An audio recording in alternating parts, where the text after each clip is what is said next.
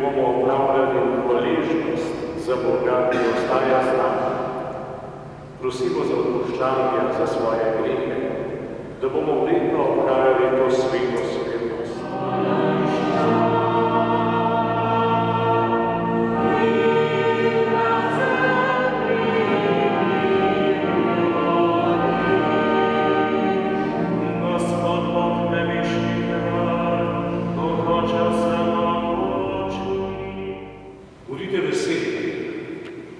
Budite veseli, da zmorete slediti tistemu, kar vas nagovarja znotraj, in da se ne daste vedno zapeljati temu, kar vabi od zunaj.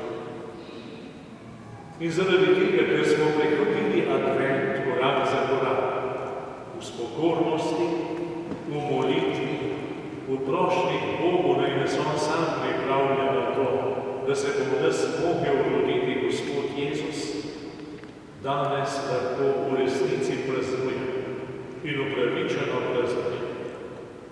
In sem vesel, in bodite tudi vi veseli, da smo praznični. Za praznik Jezusovega rojstva vedno vsako leto slišimo ta čudoviti uvod v Janezov evangelij. To upesnjeno teologijo in upesnjeno zgodovino odrešenja. V začetku je bila beseda. In ta beseda je postala meso in se naselila med nami. Vsak dan trikrat naj bi kristjan ob molitvi angelovega čaščenja podoživljal to skrivnost, jo ponotranil, da bi se zavedal, da mora beseda vedno znova postajati meso, sicer postane zgodovina, spomin, ne več življenja. Znanost tega sveta, ki je čudovita, ampak obstaja v tem svetu. Znanost tega sveta je zapisana mejam materije in časa. Modrost, ki je od Boga, pa presega snov, presega čas, je brezčasna, zajema iz večnega Boga in se vrača k večnemu Bogu. Bodimo v tem, dragi bratje in sestre, kar je našega učenja. Bodimo v tem, kar je Božjega, ker samo to je tisto, kar v resnici lahko ponudimo našemu svetu. Nobenega tvojega greha in ne bom prišljival za vedno, vendar tvoj ni in ne greši več. In če mi prihajamo pred njega, ki nas ne bo obsodil,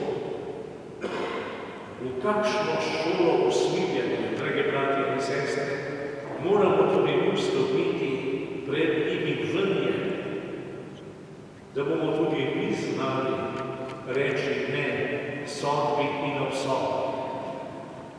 In bomo na ta način z bližino, v kateri je usmiljenje, pomagali svojim bratom in sestram, da bodo mogli stopiti na pot srečanja samega sebe, svoje resničnosti in potem tudi na pot spreobrnenja. In tik pred smrtjo, na veliki četrtek zvečer, tisto enkratno dejanje, v katerem se je apostol Peter zgrozil, ko se je Jezus opasal in se sklonil do nog svojih učencev in jim umival noge. In ko je končal to opravilo, to služenje, je dejal: zgled se vam dal, da bi tudi vi